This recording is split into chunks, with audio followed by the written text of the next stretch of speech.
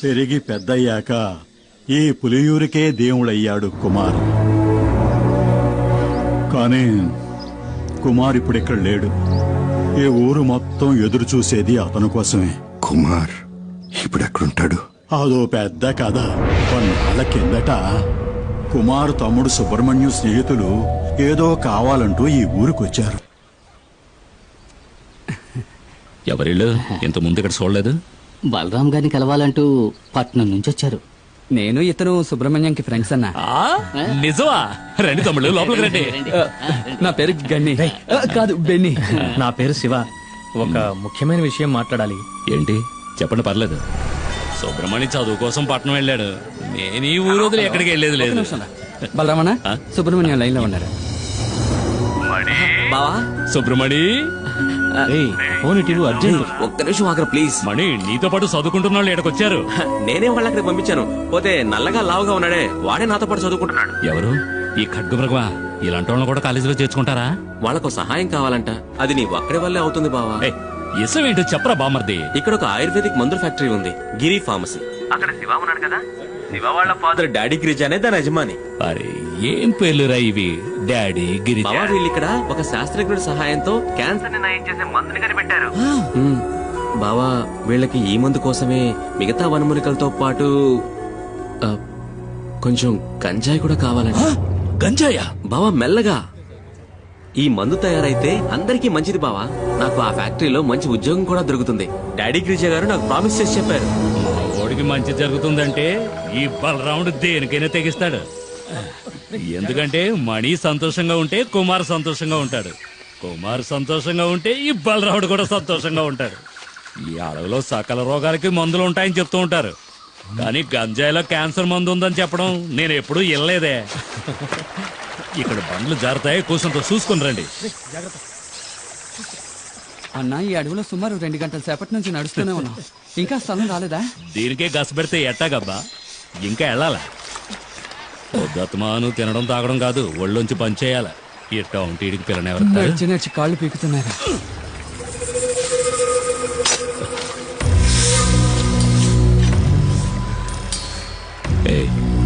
నేను ఎస్ఎం చెప్తే భయపడవుగా? భయమా? నాకా? అసలు మా వంశంలోనే ఎవరు భయపడ్డట్టు దాఖలా లేవు. ఏంటి విషయం? ఏం లేదు, పాము. పామా? ఎక్కడ? కదలొద్దు, అది నాగుపాము. కదిలితే కాటేస్తుంది.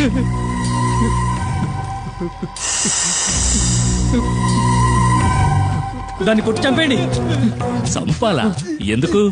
పావు ఏం పాపం చేసిందయ్యా? అడవనేది పావులకి, పెరుగు పుట్టరికి, మృగాలకి సొంతం. ఆ ఉన్న చోటికి మనం రావడమే తప్పు. నెమ్మదిగా ఇంట్లో వాళ్ళందరినీ అడిగినట్టు చెప్పు. పాపం అయ్యా, అది సంటి బిడ్డలా. ఏదో చుట్టాలతో మాట్లాడినట్టు మాట్లాడుతున్నాడు. ఇదిగో దీన్ని తీసుకుని మా వెనకైనా.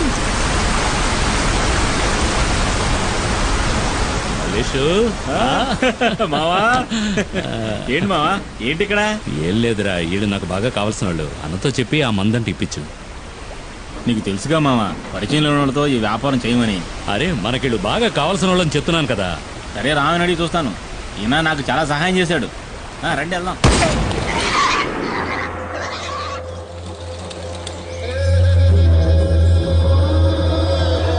వీడు చెప్పడమే కాకుండా మీ డీలింగ్ నాకు బాగా నచ్చింది. రిస్కో ఓడల ద్వారా సింగపూర్, అక్కడి నుంచి అంటే యూరప్. ఏదో మా సింహాద్రి చెప్పాడు కదా అని ఒప్పుకున్నా. కానీ ఈ ఒక్కసారే సరుకు సప్లై చేస్తా. నాకు 2 వారాల టైం కావాలి. 2 వారాల? మొక్కలు బాగానే ఎదిగినాయి. కోసి ఎండేసి ప్యాక్ చేయడమే. సరుకుని పులియూరుకి తీసుకొచ్చి చేరుస్తాం. ఆ పైన రిస్క్ మీదే. కూసంత తొందరగా నడవండి అయ్యా, పొద్దుగూకేలోగా అడవిని దాటేయాలా. అయ్యో, వచ్చిన దారిలోనే మళ్ళీ వెనక్కి వెళ్ళాలా?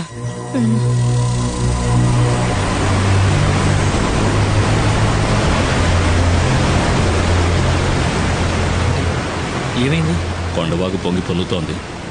మనం చింతపల్లి రూట్లోనే వెళ్ళాలి, వేరే దారి లేదు. మాట్లాడుకున్నారా? అరే త్వరగా రండి.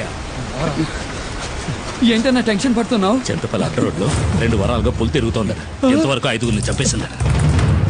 అడ్డ రోడ్లో పులి తిరుగుతుండడం వల్ల ఎవరికి కంటి మీద కొనుక్కులేదు. అది గనక ఊళ్ళోకి వచ్చిందంటే కుమార్ తప్ప జనాన్ని ఇంకెవరూ కాపాడలేరు. ఊళ్ళోకి వచ్చిన పులి గురించి కుమార్కి ఎలా తెలుస్తుంది? ఈ అడవిలో వేరే పుల్లు కూడా ఉంటాయి కదా. ఈ అడవి గురించి బొత్తిగా నీకు తెలియకలా మాట్లాడుతున్నావు. ప్రతి పులికి అడవిలో దానికంటూ ఒక పరిధి ఉంటుంది. ఒక పులున్న పరిధిలోకి ఇంకో పులి రాదు. అవి సంగమించే సమయంలో తప్ప. చేయందుకో. అయితే పుల్లున్న అడవిలోకి మనం వెళ్ళేది? కొండవాగులు దాటడానికి ఇది తప్ప వేరే మార్గం లేదు. చీకటి పడేలోగా దాటే రా, త్వరగా రా. రండి రండి.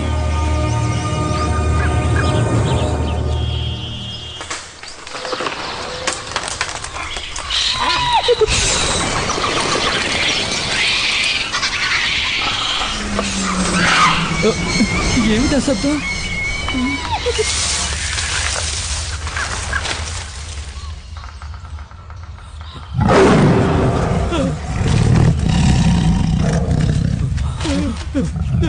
పరిగెత్తండి, పరిగెత్తండి, పరిగెత్తండి.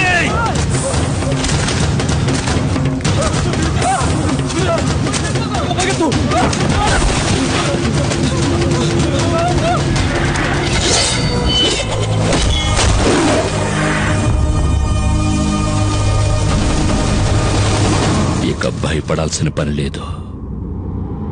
వేటగాడొచ్చేశాడు.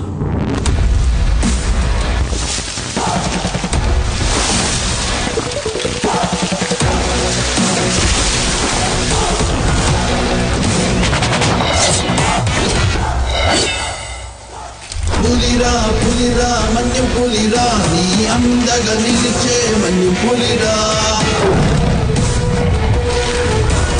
ఆపద అంతే ఆగడురా, విడు చెడునే చీల్చే మన్యం పులిరా.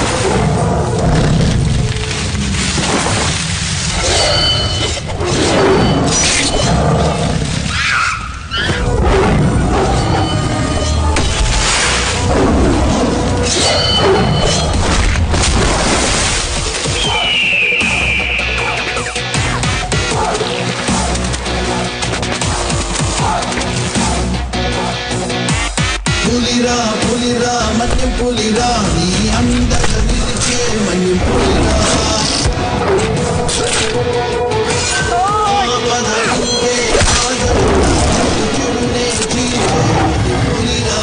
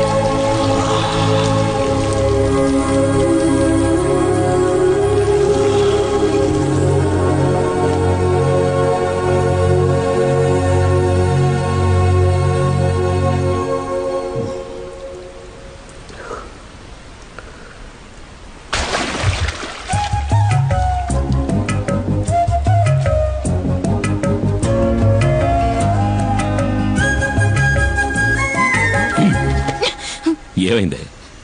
ఎందుకు అలా బొంగమూతి పెట్టావు?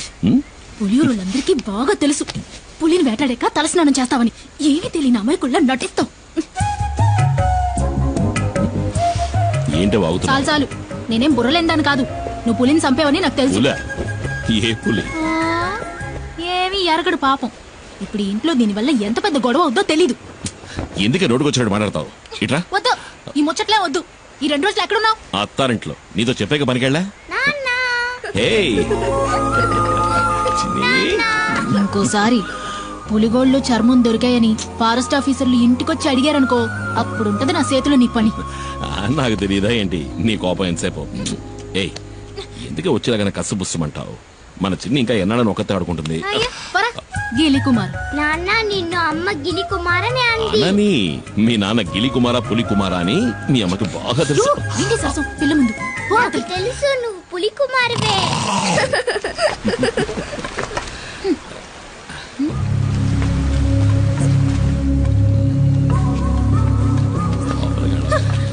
రండి రండి పెద్ద ఆయన. చిన్ని మళ్ళీ వచ్చింది చూసావా? ఆడుకో. ఏంటి పెద్ద ఆయన అందరు కలిసి వచ్చారు? చింతపల్లిలో మేమందరం నిద్రపోయి చాలా రోజులైంది. ఈసారి పులి 4 చంపేసింది. మమ్మల్ని కాపాడడానికి నువ్వే రావాలి. నువ్వు కాకింకెవ్వరూ లేరు. నువ్వేం దిగులు పడకు పెద్ద ఆయన. చింతపల్లికి వచ్చిన పులి ఇంకెవరిని చంపదు. ఈ కుమారు మాటిస్తున్నాడు. ప్రాణభయంతో అడవి ప్రజలంతా జపించేది నీ పేరే. నువ్వంటే అంత నమ్మకం. నువ్వు ఆ దేవుడిచ్చిన వరానివి మాకు. ఏంటి పెద్ద ఆయన, ఎందుకు పెద్ద మాటలు? ధైర్యంగా వెళ్ళండి. ఈ కుమార్ ఇక్కడ ఉన్నంత వరకు అడవిలోంచి వచ్చే ఏ పులి ఎవరిని చంపదు. నన్ను నమ్మండి.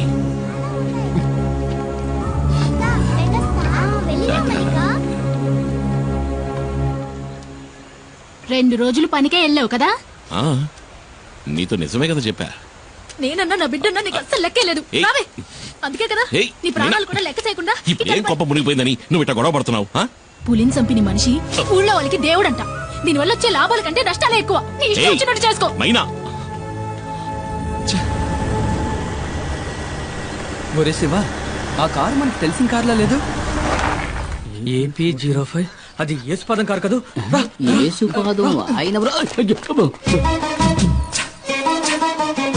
యేసుపాదం భార్య, మనం కనిపించకూడదు. మీకు భయమేమో గానీ నాకు భయం లేదు. ఆ అమ్మాయి మా ఊరమ్మాయే. సాల్మన్ ప్రభు గారి ఏకైక కుమార్తె జూలీ.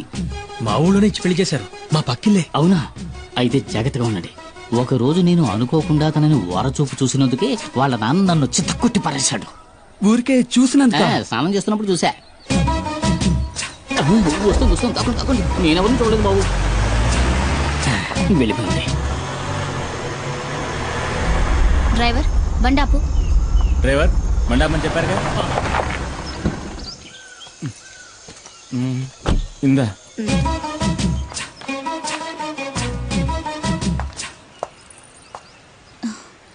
చిన్ని, ఇదిగో ఆంటీ నీకోసమే తీసుకొచ్చింది.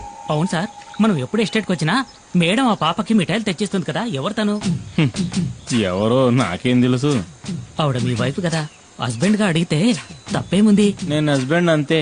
ఇంతవరకు నేను ఏది అడగలేదు, తను ఏది చెప్పలేదు. మీ నాన్న ఎక్కడికి వెళ్ళారు బంగారం? కింద ఊరికి వెళ్ళాడు చిన్నాన్ని తీసుకురావడానికి. నాన్న వచ్చినప్పుడు ఆంటీ వచ్చి వెళ్ళిందని చెప్పు, సరేనా? చిన్ని ఎవరు?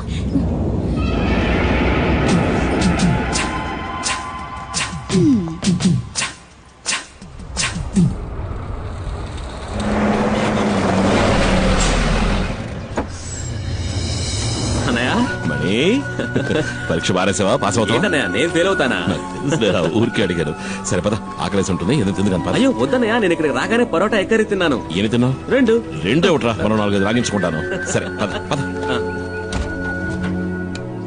ఓ, నువ్వు ఇంకా ప్రజాసేవ చేయడం వదలలేదా అన్నయ్య?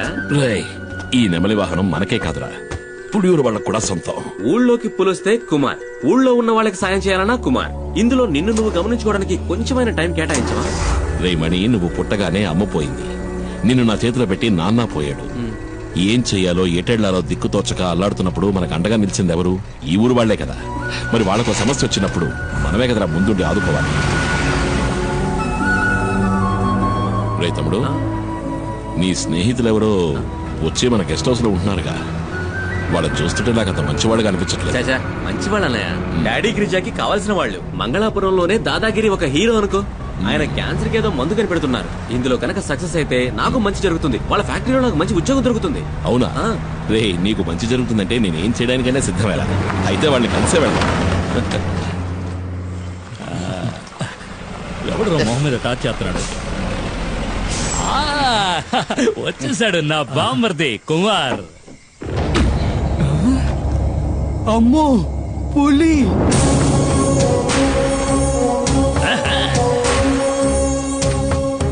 అమ్మో అన్నా, నువ్వు వస్తుంటే పులి వస్తున్నట్టుందన్నా నాకు. అన్నా తను శివ అన్న. తమ్ముడు మణి చెప్పాడు. కుమార్ కూర్చోండి. పర్లేదండి, నువ్వు కూర్చో బామ్మర్ది. హాయ్ రే సుబ్రమణి, నువ్వెప్పుడు రావచ్చావు? మణి సుబ్రమణి బామ్మర్దికి పోయిరా అట్ట సుత్తావేంటి? వద్దు, ఇది ఫారిన్ సరుకు కదూ. ఈ అడవిలో ఉన్న చలికి నాటు సరుకు అయితే బాగుంటుంది. వెళ్ళి తెచ్చుకుంటా. తాగితే ఆడికి ఎక్కడెక్కుతుంది? అన్న చాలా మంచి వాళ్ళ ఉన్నాడు. ఏంటా శివ? కుమారు పసిపిల్లాళ్ళంటోడ్రా. స్నేహానికి ప్రాణమైనా ఇస్తాడు. తేడా వచ్చిందంటే సింహంరా, నరసింహం. తెచ్చుకున్నాడు నాటు సారా. అది కొడితే కదిరిపోద్దు. ఇది సేవ కుట్టినట్టు కూడా లేదురా. లైట్ గా ఒక స్మాల్ పాస్తా, పోనీ ఒక 90. ఏంట్రా ఏంటి? అదే అన్న, మణికి కూడా ఒక రౌండ్ వేద్దామని. చంపేస్తాను. వాడు చిన్నపిల్లాడ్రా. వాడు మందు తాగడు, దమ్ము కొట్టడు. ఏంటి అర్థమైందా? అర్థమైందా? అరే తమ్ముడు, ఇదిగో నువ్వు బండి తీసుకెళ్ళు. వెళ్లే దారిలో జంక్షన్ లో బండిలో ఉన్న సరుకు దింపా. అట్టాగే మా ఇంటికి వెళ్ళి అక్కడ మాత్రం ఉంటుంది. ఇదిగో మీ వదిలితే ఏం చెప్తావు? నేను వెళ్ళిన కలవను లేదు, మందు ముట్టుకోను లేదు. ఆ లారీ వీడికి నెమలి వాహనం. కుమార్ తప్ప దాన్ని ఇంతవరకు ఎవరు ముట్టుకోలేదు. ముట్టుకుంటే మణి ముట్టుకోవాలి. చిన్నప్పటి నుంచి వాడిని పెంచి చదివించింది నేనే కదా. నెమలి వాహనం అన్నా మణి అన్నా నాకు ప్రాణం. అందుకే వాడికి ఇచ్చారు. నీకు విషయం తెలుసా? మన మణికి ఉద్యోగం దొరకబోతావు చెప్పాడు. కానీ గంజాయి ఆకుతో క్యాన్సర్ ని నయం చేసే మందు కనిపెడతారంటే నేను నమ్మలేకపోతున్నాను. ఈ ప్రోడక్ట్ మార్కెట్ లోకి వచ్చిందంటే సుబ్రమణికే లాభం. ఎందుకంటే మణి నెక్స్ట్ గిరి ఫార్మసీకి మార్కెటింగ్ మేనేజర్. మీకెంతో రుణపడి ఉంటాను. నేను బతుకున్నదే వాడి కోసం. మీకేం కావాలో చెప్పండి, నా ప్రాణాలైనా ఇస్తా. అయ్యో అదేం వద్దన్నా, నువ్వు మాతో ఉంటే చాలు. ఉంటా. దుప్పి మాంసం రెడీ. ఏంట్రా? దుప్పి కూర. దుప్ప? మేకపోతు. మేకపోత? మేక కూర. ఎవరి మేక? ఉస్మాన్ ఇంట్లో ఉండిన మేక మాంసం. వీళ్ళకి దుప్పికి మేకకి తేడా తెలీదు. దుప్పి మాంసం మేనేజ్ చేయండి అన్న. పాపం లొట్టలేసుకుంటూ తింటారు. వేట మాంసమే మసాలా దట్టించి తీసుకొచ్చాడు. ఊరికే దుప్పి మాంసం అని సరదాగా. దుప్పిని చంపకూడదు కదా. నిజంగా చంపుతాడు నువ్వు.